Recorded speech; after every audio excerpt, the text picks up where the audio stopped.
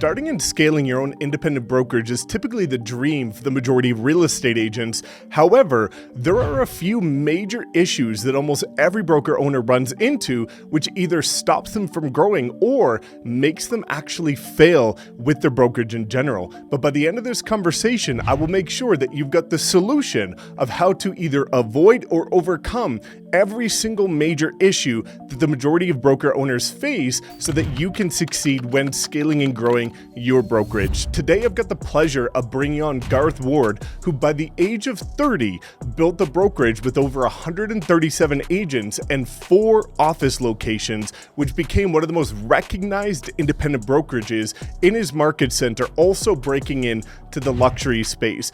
Garth has been able to scale his brokerage and talks about the major issues when it comes to growth, retention, training, and scaling, as well as the different systems that you need to implement and staffing to make sure that you've got proper support for your agents. This conversation is a wealth of knowledge if that is a goal of yours or if you currently have a brokerage. So if you one day would like to build your own brokerage and become a dominant force in your market, you're going to want to make sure to stay to the end of this valuable conversation. Now, 2 quick things before getting started. Number 1, I will link Garth's incredible content below so that you can check it out and see what he's been doing with his own business. And number 2, I will link Garth's calendar below in case you would like to talk with him privately one-on-one about scaling your brokerage and what he can do to help you there as well. So without further ado, let's break down the truth and the honest path of what it's going to take for you to build your dream independent brokerage. All right, Garth, well, super excited to have you back on the channel for the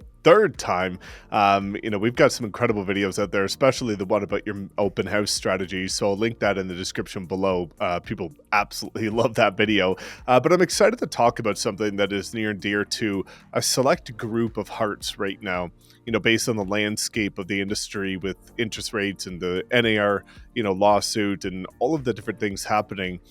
There's a lot of local broker owners that are looking at how the heck am I going to weather the storm? How am I going to scale my business? How am I going to get agents to join my brokerage? And, you've done such a good job at being able to go from, 30 agents to 137 agents and building this really successful local enterprise that agents loved to be a part of and they were passionate about it. So excited to dive into this. I'd love for you to kick it off with your story, and then we'll get into the tactical, strategies that you use to scale your local brokerage. Of course, yeah. So I started the business about 12 years ago. And when I was 4 years into the business, I decided it was time to open my own shop. I thought like every independent brokerage owner, I had a better way, I had a better system, and I'd already had a little bit of a team. So it just made sense as the next logical move to open up the doors of my own brokerage. And so I did that in 2018. At the end of the year, I opened up my brokerage doors, and over the course of 4 years, we were able to grow that to 4 office locations and 137 agents that were fully bought into the culture, the brand, the product, and what we had to offer. And it took a lot to make that happen. And I understand that if you're here and you're watching this, most brokerages, they never grow past 10 agents. Most of them stay around 4 agents. If you're lucky, you get to 10. A small subset get to 20, and even smaller get to 30, and most stagnant around that 30 agent count per office location. So there's a lot of different things that come into play as you start to scale that I had to learn. And there's just no other way around it, because there's nowhere that you can actually look up and find the information on what the pathway should be. Yeah, definitely. And I think that's where, a lot of people end up going the franchise option, is they just say, well, I've got this passion of building it myself and my way and doing it with my brain and something that is mine, but then they don't have a roadmap. So they kind of take an alternative route of just saying, well, I guess you could just open a franchise. But you didn't do that. You really built from the ground up, and you built your own business with your own brand, and it was thriving. And so what did that look like for you? Like, how did you start to attract talent and retain talent at your brokerage and start to get into momentum where you had multiple locations?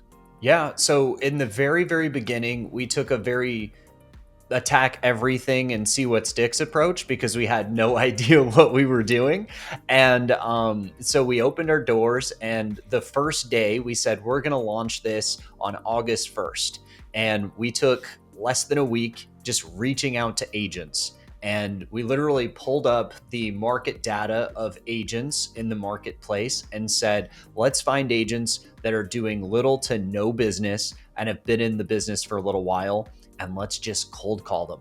And I know that's a pretty intense approach, but we sat down for a couple hours and we called through a couple hundred agents that had very little to no production. And all we did was invite them to a brokerage opening. And we rented out a coffee shop, like a local coffee shop. They allowed us to rent it out for $200 minimum buy-in to like buy food and drinks and stuff. And so we said, great, we'll buy $200 worth of food and drinks. We'll take the whole location. And what we're going to do is we're going to invite all these people to the launch of the brokerage. And ultimately, we ended up getting about 15 people to come to that launch. And at the launch, we had a lot of gusto back then. We'd literally printed out our agent contracts and laid them out across the tables so people could just sign up for the brokerage right then and there. And so we get there, people are coming in, and we're just building rapport with them like you always would. And we kind of settled down, asked everybody to take a seat. We ran through what our value proposition was.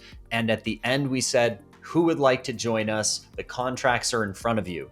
So day one, we landed over 10 agents joining our brokerage just from that approach alone. So if you're not holding public, local, small events that are reaching out to people that are in need, you're definitely leaving a lot on the table. So that's the immediate thing that we did.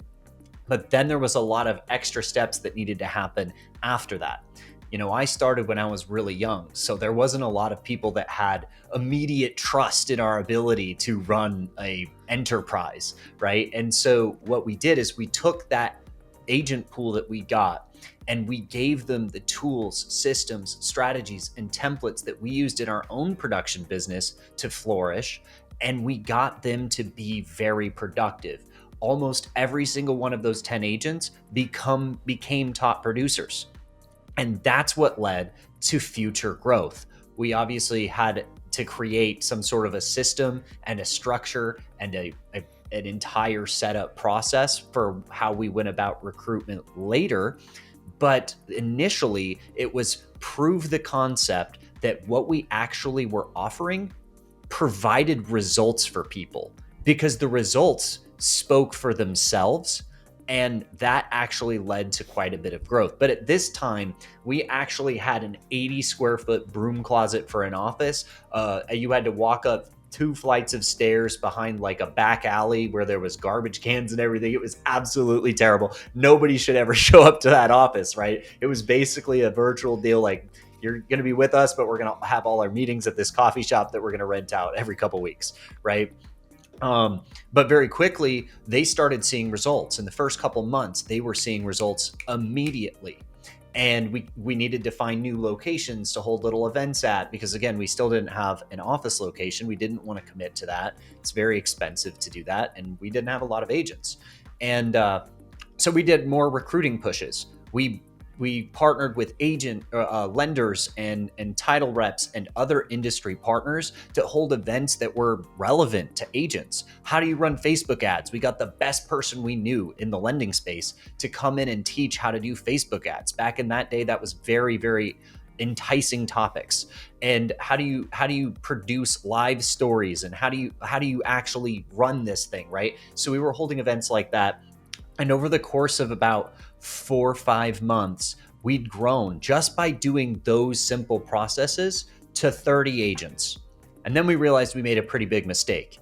We didn't charge enough on our original agents, number one. And number two, our brand wasn't dialed in enough to see the massive boom that we were looking for. So we actually completely overhauled the entire branding of the whole company. It was still called Park Place, but we changed the logos, we changed the design, we changed the color schemes, we changed the templates, we changed the marketing materials and everything to make it very dialed down to a specific niche audience. And after we did that, we saw another growth, and we were sitting around the mid 30 agents when we started to hear the bickerings. Why do we have this many agents, and why do we not have an office? Why do we have this many agents but we don't have a specific we don't give them signs, or we don't give them open house signs, and there's always something. And the bigger we scaled, the more the agents demanded. So when we got to about 30 to 40 agents, we went and got our office space. And we tried to keep it at one office space for as long as possible because they're very expensive and they want long-term leases. And that's one of the most cumbersome aspects of growing. So at that point, we said, okay, we'll get our office space. We got it. Very quickly, we felt like we had the bandwidth to continue growing, because a lot of this 4 years, we were actually not pressing the gas pedal to grow because we would associate growth with pain, because there wasn't enough margin that we were getting from individual agents that would make it worth our time to actually give them lots of time and attention. There just isn't enough time to go around versus the money we were getting for it, especially if we were, when we were doing production. And we were still running everything. I was the front desk admin. I was the compliance person. I was the CEO. I was the everything, the broker, the manager, the tech person, and I had to learn 800 other jobs that were just completely irrelevant to growing the business. And we had to find the best software system to house the paperwork. We had to find the best CRM systems to give to our people. We ended up having to find the best website, which then we ended up eventually creating our own of all of these. We created our own website. We created our own tech. We created because we got tired of paying for all the fees. But there's a caveat to that too. The cost of building it was more than the cost of the fees, but we figured it was worth the long-term investment. But when we got to about 60 or 70 agents at one location, which, to be frank, is pretty impressive for a single location. If you look across the entire country, the average franchise brokerage has around 30 agents in each individual office as well. So getting to 60 or so agents was a big coup for us. We were thinking everything would be great.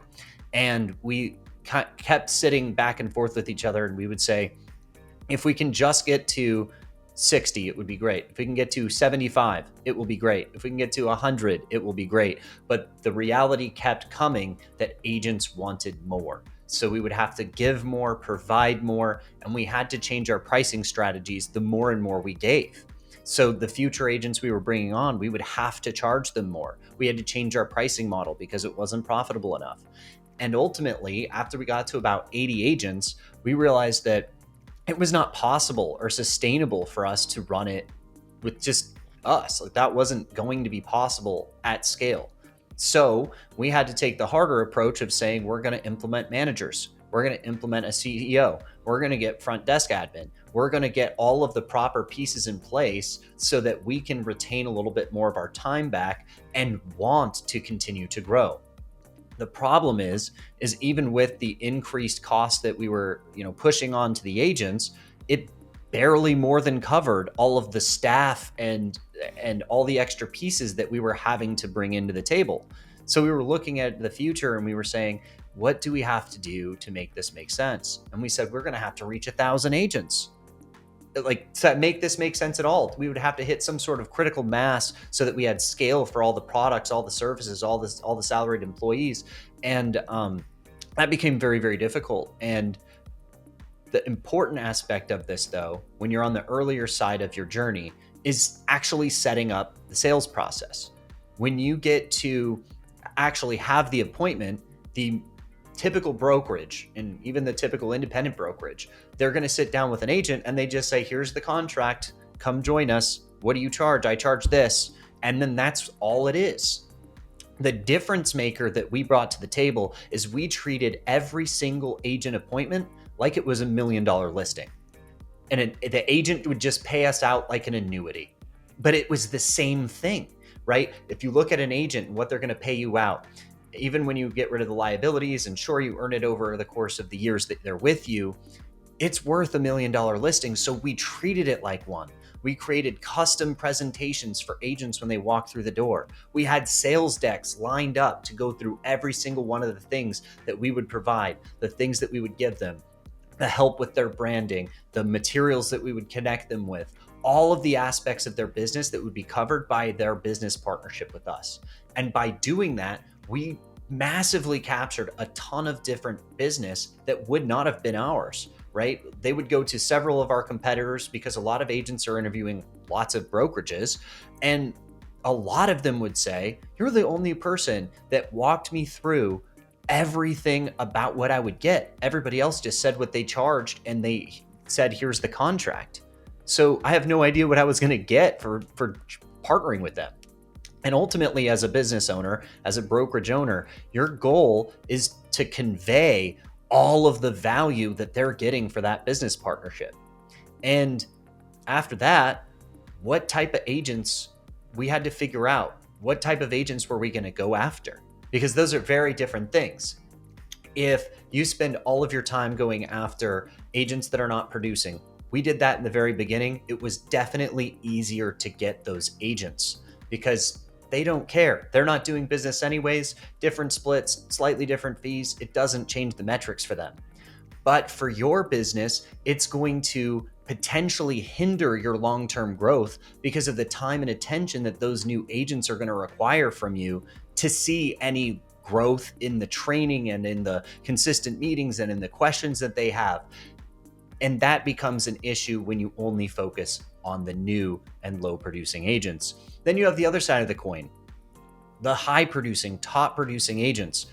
Those, believe it or not, are not the best, most profitable agents for a brokerage. I know every brokerage wants them, but they're not the most productive as far as your bottom line as an independent owner, because those people require the same amount of time, attention, effort, and they usually carry a little bit of an attitude as well, which makes things a little harder as far as cultural dynamics. So trying to make sure that that all works is not necessarily as valuable as what I think are the best agents to go after. And these are the agents that I call on the bubble. They're the agents that are doing between $1.5 and $3.5 million worth of production a year. They're somewhere between that $50,000 and $120,000 gross commission income range. They want to progress. They're typically full or almost full time. They understand the business, so they don't need hand-holding. They're not prima donnas, so they'll still listen to your training and your guidance. So ultimately, you're going to get the best bang for your buck going after those specific agents. And if you want to take it a step further, finding those agents at even smaller independent brokerages than your own are likely to be the easiest to long-term convert, because most independent brokerages don't have a lot of cultural pull to keep agents at their offices. So if you can give them a better incentive than they're currently getting, and they already chose an independent brokerage instead of one of the big brokerages or the big franchises, that's a very high likelihood that they would at least hear you out. And when you come with the custom presentation, it drastically increases those chances as well. Yeah, there's a lot to unpack there, and I'm excited about this because, especially, kind of just reverse engineering this, you talking about some of the top agents, and I've seen the metrics and the data too across multiple brokerages, is, the most profitable agents are the ones doing the kind of medium level transactional volume. And it's almost like, there's obviously outliers, but in the majority of cases, like if you look at the agents in my city that make the most GCI per year, it's the ones focusing on the average price point homes. They're just doing a ton of them. It's not the luxury agents that you think, because they're selling $3 million homes or $5 million homes, they're the ones making all the money. They usually sell like 5 of them a year. Whereas you look at some of these people focusing on the average ones that are going to, move fast, sell quick, lots of buyer pool, they end up crushing it. It's the same with brokerages when you start looking at the numbers for agents. And so one of the questions that I have for you, and I think this is going to be very insightful for a lot of people, is, as an independent broker owner, you need to build out some sort of value proposition that differentiates you from other agents. What type of things have you found to be perceived by most recruits as the most valuable. So, when you're interviewing agents to join your brokerage, what are kind of the few things or one or two things that people really latch onto? Well, one of the big ones is the ability for them to brand themselves. But while we were owners, we would actually not only allow it, we would do it for them. So we would actually have our designers work with them to create an entire brand for them. So instead of handing them a generic box of cards, we would actually come in, create an entire brand with them, alongside of them. And then when we were done with that, give them a whole brand kit that was custom to them, custom cards, custom open houses, open house signs, custom listing signs, and everything in their business could be custom, from their flyer designs to their potential bio designs to their listing presentation, buyer presentations, all could be specifically branded to them, but they didn't have to do anything but communicate with our original designer, and we would have it all done very quickly. And then we implemented giving the agents custom websites.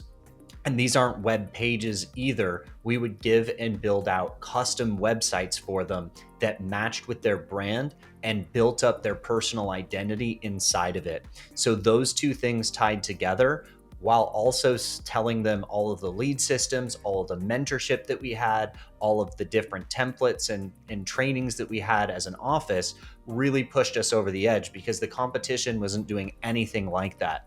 And we also, at the end, one of the best things we ever did was implement media days, where once a month we would actually bring in photographers and videographers for anybody that wanted to come at the office to get free photos and some videos and some reels and some content, because no other office was sponsoring that kind of thing. We would do that all the time. And our agents would love it, and they would post about it, which would generate more referrals from our agents to more agents. And that was further spurred on by the way that we packaged our incentivization as well. We did add in an incentivization structure so that if an agent basically connected us with another agent, they would get a portion of their commission until they capped for every year as long as they stayed at the company. And that spurred on probably 25% of our total growth, because all we had to do was foster the amazing culture, the amazing training, the amazing resources that we gave them, and they would go out and actually help us grow. One of the biggest problems being an owner is, and especially if you haven't already outsourced things, is you're the only one rowing the boat to try to get all of the people to join you. And that just takes a lot of time, effort, and energy. And at least in our experience, the best ways to do that are making sure you have your Google business dialed in, making sure that you're running Indeed ads, which I know people don't think about, but it's an amazing source that got us over 20 agents in a year period. And doing media offerings. Like I said, we did that media day for our agents. We would also, to those bubble agents that were doing good amounts of business, we would offer them the ability to have us come out and do media for them just for free, so that we could get in front of them, give them more than their current brokerage was offering, and then set appointments to actually walk through our sales deck and our process with them. And on top of that, it's just like selling homes. As much as we don't want to do it, you got to hop on the phones, you got to be sending out emails with a mail list, and you've got to be building your brand as a whole. All those things tied in with the incentivization structure that we created allowed us to leverage some pretty big scale in only a 4-year period of time. The next thing you have to do, if you've already implemented all of these things, you need to not be the person that's in charge of everything. You've got to start outsourcing tasks. When we started to build in managers and CEOs and sales development representatives and all of the different aspects of the business, we would be able to tell them to make the calls, tell him to send the emails, tell her to send out the media blasts. And when that happened, it allowed us to spend more time on making sure that the culture of the company continued strong, so that the incentivization could work itself, so that we could see growth from our agents to other agents. That way everybody had their tasks. But if it's just you wearing all the hats, it's very, very difficult to complete all those tasks properly. And especially in today's landscape, I can only imagine that the main difficulty and that main pillar is going to be enthusiasm and retaining any sort of culture. People are likely not showing up to offices. They didn't show up to mine even when things were good. They had low morale. They were having trouble knowing what to do and how to do it, how to navigate the future of the market. And to get them re-engaged takes time, effort, and energy. And that's what you have to pour into them to continue growth, because it's one thing to get people in the door and to grow. I know a lot of brokerage owners that they grow by 10, 20 agents a year, but the problem that they also see is they're losing 10 or 20 agents a year. So they're not seeing any growth because either their training isn't effective or their culture is stagnated, or there's some other problem at play that truly needs to be addressed. And sometimes as owners, it's hard to humble ourselves and tell ourselves something's not working right. I need to change a course. And we had to do that a couple times at different levels of the business as well, so that we could continue to see the growth. Yeah, 100%. There's, I think that really beautifully segues into an important topic, especially based on the landscape of the industry right now, is that topic of culture. And so there's a lot of agents, a lot of broker owners right now that have agents at their brokerage, and they're distracted, they're burnt out, they're overwhelmed, they're discouraged, they're on the verge of giving up. And a lot of that is due to culture, because you're a product of your environment. And so what did you do in order to maintain culture, build culture in the beginning, and also when you felt a bit of a lull, get people back involved in order to kind of re-energize the ecosystem and the environment, to get people fired up to go take action again? Yeah. And so I'm going to be honest, at first it was really easy. Culture was easy to come about because we only had a few agents. You get your first 10 agents and you know them really well. You know everything about them. You go to lunch together when you have spare time. You really ingrain with all of the people there. And that was, to be honest, very easy to do.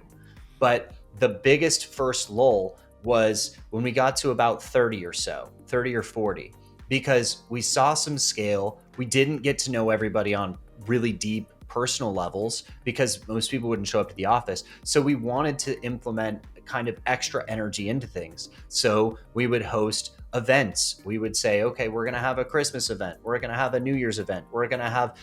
We would come up with a reason to have events outside of our office, like we did in the beginning. So we said, why did it work well when we started? Because we went to a cafe and we rented out the whole thing and we had a reason for doing it, right? So let's go back to the roots of what worked and re-energize. And that worked. But then when we got to about 80 or so, when we doubled that, it became even more difficult. And so we used things like challenges, events, cold call nights, like, hey, everybody, we're going to get together at 5 p.m. We're going to have pizza, drinks. We're going to all hang out. But at the same time, we're going to spend at least 2 hours cold calling all together in a room, like a call center.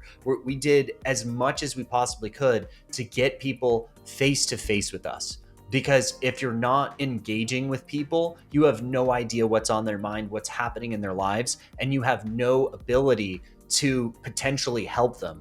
And if they're silent, you have to assume that they're not doing well, that they need some help, that they might be shopping other brokerages. And so you cannot allow any sort of distance between that. We also implemented weekly emails that would go out that gave them specific information about new initiatives of our company, new things we were rolling out, new tech we were going to give them, new lead systems we were going to implement.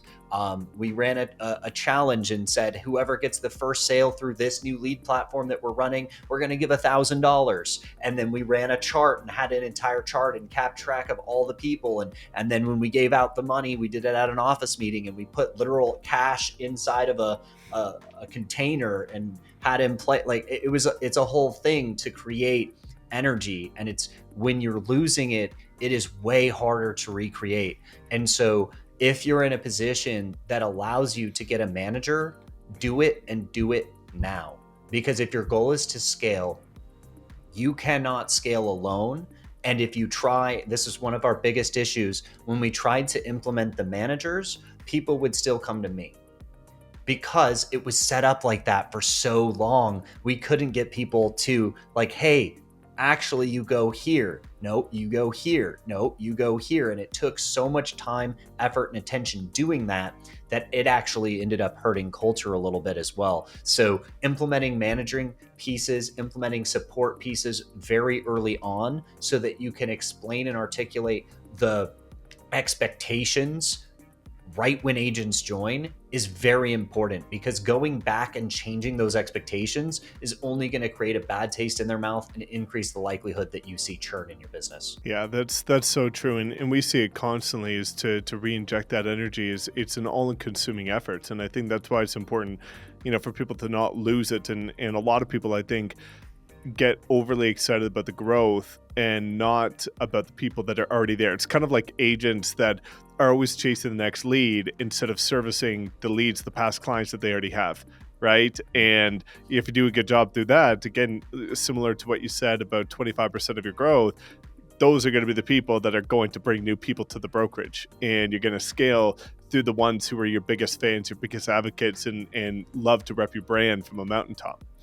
And so I think that's a lot of important conversations related to growth. Now, what are some of the biggest struggles that you faced as you started to grow? Because I know you kind of touched on it, the profit margins. I've seen the P&Ls of a lot of brokerages, and the general consensus from the average agent is when they think it's kind of like climbing the corporate real estate ladder. Get my license, build momentum solo, or join a team and then build momentum solo, then start a team, then start a brokerage and scale the brokerage. And the brokerage is going to create you leverage. But as you kind of touched on, that leverage is kind of an idea, not so much a reality, because people are coming to you for everything. The profit margins aren't as lucrative as most people assume. There's obviously outliers, but across the general basis. So what did that look like as you started to scale? Because from the outside looking in, a lot of people say 4 offices, 137 agents at 30 years old. Holy shit, I want to do that. But behind the scenes, it wasn't all sunshine and roses.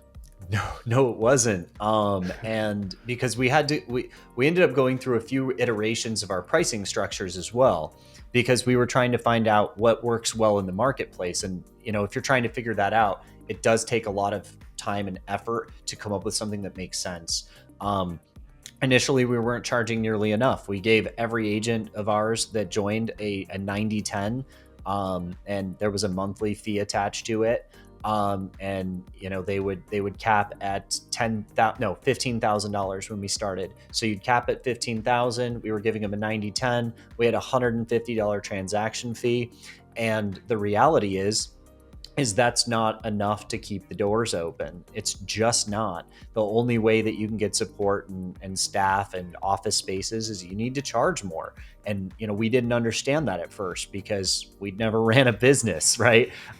There's a drastic difference between being an agent and running an actual business. And when we looked at the back end margins of what actual profitability looked like at the end, and this is at the very peak, right? We were getting somewhere around 10% profit margins. And so when you think, oh, I'm giving my broker $10,000, $20,000, really the profit margin to ownership is $1,000 to $2,000. And that doesn't account for any signs they gave you, cards they gave you, marketing they gave you, time they gave you. And so when you start to extrapolate that at scale, it's definitely not as good as it needs to be. And that even comes to, at the very end, we finally dialed in what was necessary to make profitability really make sense. We were charging a 70-30 split, a $500 transaction fee where we actually did transaction management for them at the end. And we had a 2.25% servicing fee on the top of every single deal of every single agent at the brokerage, regardless of whether they hit their cap.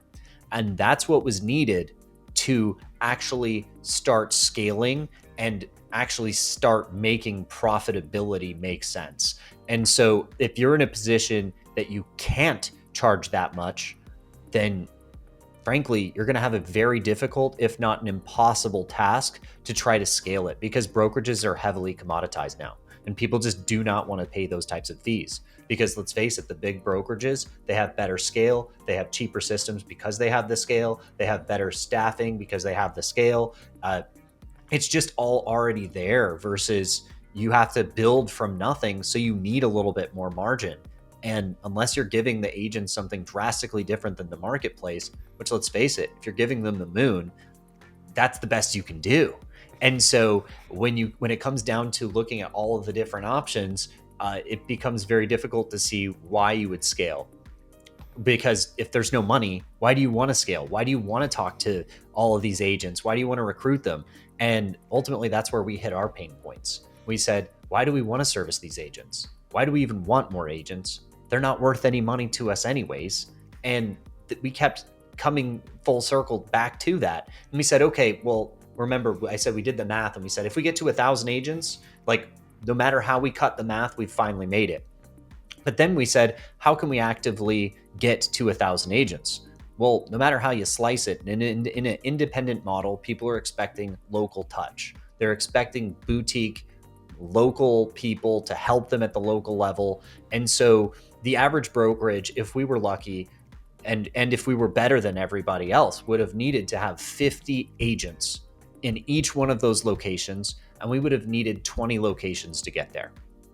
We were at 4, right? And so we said, do we want to sit down and try to make this extra 16 locations over the course of probably 16 years and hopefully keep that retention and hopefully market dynamics don't shift on us that make things difficult? Or do we want to do something else? And ultimately, we were looking at other states because you can only take so much market share in a given state. So we were looking at, okay, what other states make sense that we could dominate quickly? And when we started delving into that, we realized that half the states we would need a different managing license there. And we had to get another license here, and you had to get a different brokerage license here, and you had to connect it to here. And the logistics alone for trying to attempt that scale was going to take at least 16 years to properly do. And then we would have a footprint in probably 15 states. So if we were sitting at 15 states, the servicing of that would have been a full-time job. And the reality is if you're just a high producing agent, you're going to make more money than a brokerage owner. You just are. Unless that brokerage owner somehow has hundreds of agents in one location and charges you a lot. But if that's not the case, stay doing production. The only times I've ever talked to brokerage and independent brokerages that feel like they have great margin is because they're running a glorified team. And that's a totally different subject. But the reality is, if you're a broker owner now, and maybe you're running Zillow leads, or you're running some sort of pay-per-click or something like that, and you're disseminating those leads to your agents, and you're charging them maybe 50/50s on them, let's just say, and you look at your balance sheet and you're saying, we make a ton of money. Well, you got to take a step back, cut out all of those leads that you're getting paid for, and just look at your brokerage splits and transactions, because that's what your brokerage is making you. The leads can be done as a team. There's no reason to own a brokerage to run leads. You could have done the same thing while not having the liabilities, which is a completely separate issue. And I've dealt with that too. Dealing with 137 agents, we ended up dealing with 2 lawsuits in 4 years because of the behavior of those agents. And the larger you scale, the larger that liability becomes. And each one of those lawsuits resulted in combined, I think it was just south of $200,000 in legal bills to get both of them to be dropped because they were frivolous. But that did not allow us to get away from those legal bills, because when you're a brokerage owner, you have to have an entity, and entities are not able to self-represent. So if you even get in one of those, you're going to lose profitability for the average brokerage of 30 or less agents for a year or two, just because of one frivolous lawsuit that you had to fight. And so for us, it became an equation of economics. What makes sense from here? Yeah, man, there's so many good points there, because I've talked to so many broker owners as well. And, I know a lot of really strong agents, and the agents as solo producers are more profitable than brokerages of 50 to 100 people, but they don't have the liability. They don't have the headache. They're not the middle cog in the wheel for absolutely everything. And at the end of the day, they get to go home to their, beautiful spouse or whatever, their family, and just take a breather and not worry about everybody hitting them up constantly, kind of putting the blame on them as to why their business isn't growing. And I think, a lot of people seem to forget about that, where the profitability, the leverage isn't all what they think that it is. And oftentimes, if the broker is not producing, there really is no profit margin. But also, a lot of people think that it's a sellable asset. But when you start looking at what's happening right now, the offers people are getting for brokerages is little to none, because most people don't want to take on the burden, especially when you start looking at the NAR DOJ settlement happening. That opens up local boutique brokerages to a whole slew of financial responsibility that most aren't in a position to be able to take on right now. But also, you start looking at a lot of these teams that are basically on the IV drip lifeline of Zillow leads, which are buyer leads, which are going to be affected whether people want to accept or admit it or not in the coming months. And so when you start looking at mitigating risk, scaling a brokerage used to be my goal as well. And I think it's everybody's initial goal, because you have this sense of pride of, well, I did it. It was me. It was my brand. It was, and for anybody that's starting to build momentum, there's that slight bit of ego just to be able to say, like, I did this myself. But that's not always the best way. And I think there's a lot of people that get humbled, or start to at least open their eyes to say, maybe there's a different solution that allows me to retain the benefits of what a brokerage would allow you to create, but mitigate a lot of the risks. And so, I know you and I talked years ago, and you were exploring the idea of maybe making a transition over to a brokerage like EXP, a cloud-based independent brokerage. But at that point, it wasn't the right time. And that's where you went on to open up multiple offices, have different business partners, and you started to scale. But I think it's kind of one of those trial by fire things, where as you start to do something, it might seem like a good idea, but in reality, in practice, you start to see some of the pain points that maybe weren't otherwise expecting. And you ended up making a transition over here. So I'd love for you to kind of talk about that you were on the path to what most people will call is the ultimate trajectory of success. But then you ended up making a transition, and now you're thriving. A transition many independent broker owners are hesitant for, because of that desire to have full control, to have your own entire brand, to say you did it all by yourself. But there's a lot of misconceptions there. No, there's a ton. And honestly, when we were at that point, we were looking at trying to still see if we could make licensing work, or maybe a franchise model, or how do we expand? Because the brokerage wasn't giving us enough money to expand with capital. So we had to come up with a different way of expansion. And after we had explored that for about a year and we'd grown it, we realized that the management wasn't something that we wanted to grow to 20 offices. The profitability wasn't something that we wanted to grow to 20 offices. Like, it just wasn't what we thought it was ultimately going to be. And tying in with that, like you said, we were getting offers to sell the brokerage. We were getting some pretty good offers as well. The market was a little bit better back then. But even with those good offers, we were looking at 3 times our net for a 3-year earnout, where we'd have to sign contracts to work with this new company and effectively be employees of that new company for years to get the money we would have just gotten by keeping the brokerage. And now it's going to be even worse. It's probably sitting at 2 times your net, which is not very high if you actually do the math on it. But so we were looking at all the potential options, and after we had our conversation, it was still marinating in the back of my mind. And I thought, it's going to be very hard to humble myself out of ownership, because I'm the spotlight. I'm the guy, right? I'm the local guy, right? And so it took realizing why I started the brokerage in the first place to get me to make the change, because I didn't start the brokerage to have a spotlight on me. That's not why I started it. I started it for a couple reasons. I wanted to impact agents' lives. I wanted to help agents grow and thrive. I wanted a better model that could support the agents in the best way possible. I wanted to be able to give agents amazing resources that I'd learned throughout my business. And honestly, I wanted to create a legacy and an income that would leverage me out of production. Like those all combined were the reasons that I did it. And I didn't get into doing that caring initially if I had to do it alone.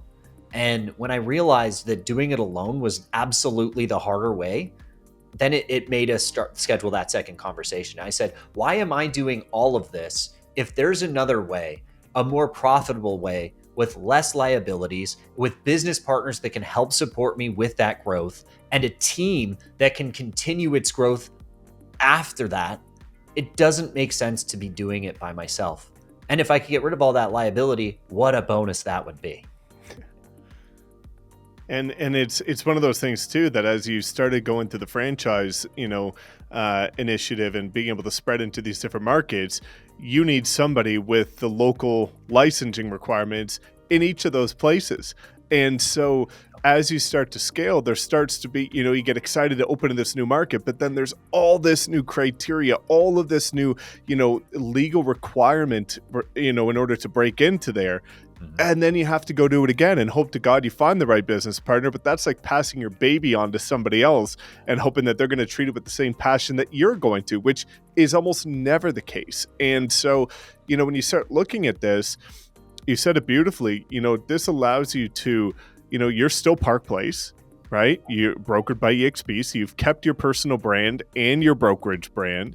You've been able to accelerate the culture. You've been able to add better training to the already incredible training that you have just by filling in some of the holes in your bucket with skill sets that your partners have. And now you have people that are rowing the boat with you instead of you being the only one rowing it, while alleviating all of those risks, headaches, and brokerage support and admin support and all of the things that start to eat away at your profits. What I think a lot of broker owners seem to misunderstand is you get the same outcome that you're looking for, usually just quicker, with less headache, less time, and less risk. So when you start focusing on the outcome, you can still get the same outcome you wanted to have by creating a brokerage, as long as you can set the ego and emotion aside and say, hey, I still have ownership of this, because you still have ownership of your business. I still have my own brand. It's just brokered and supported by somebody that's going to take care of all the nonsense. I still get everything in the sense of pride, but I'm doing it with more people now. And I'm doing it with people that want and are incentivized to help me win too. Yeah. And ultimately, it took us 4 years to get to 137 agents. And at least in my mind, maybe this is egotistical, but I think that was a very fast trajectory for an independent brokerage. And with that being said, after I merged over to EXP in the last year, I've grown by nearly 150 agents.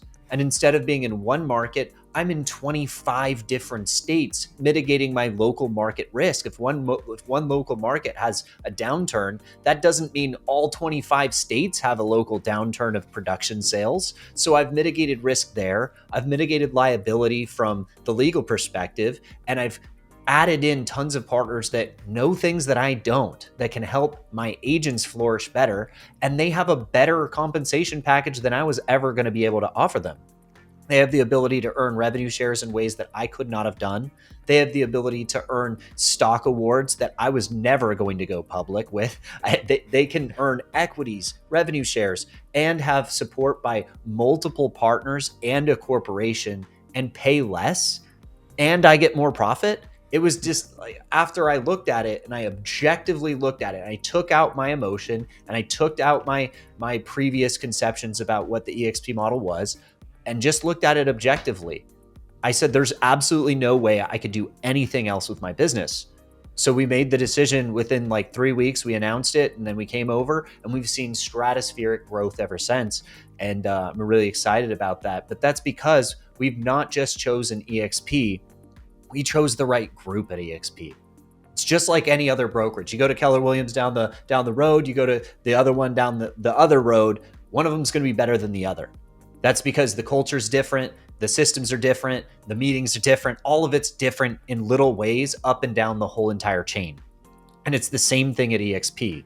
So yeah, picking EXP was an amazing choice, but picking the wolf pack in EXP was the best choice because of the culture that we're able to give our agents, because of the training, the continued communities, the templates, and literally plugging the holes of every expert niche that's required from agents to want to know, to be covered by true subject matter experts. If I used to be asked about how to make a great YouTube video, I would give people the best answer I knew how.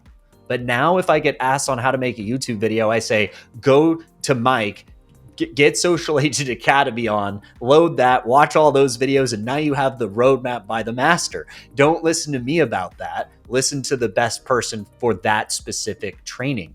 And we were never going to be able to be in a position to do that as at the local level. It just wasn't going to be possible. Yeah, man. And you know, you've got such a relatable story and experience that so many people are now, I think, forced to come to grips with because of all the different changes and the dynamic of the industry, and you know, the upcoming elections not going to help the cause, and there's so many different things that I think, you know, people now have an opportunity to get ahead of that curve and be able to open up the dialogue with somebody like yourself that's been in their shoes before, understands where they want to go, what pain points they're facing, but what alternative solutions could look like. So again, do you want to just let people know that they have an opportunity to book a call with you and talk openly? Again, you don't have to make a decision. You don't have to come over, but you need to make an educated decision. And I think that's one of the things that you did, is instead of making an assumptive decision based on what you think the truth is, being able to have an educated conversation with somebody who knows the facts, and you have an opportunity to book a call with yourself, right?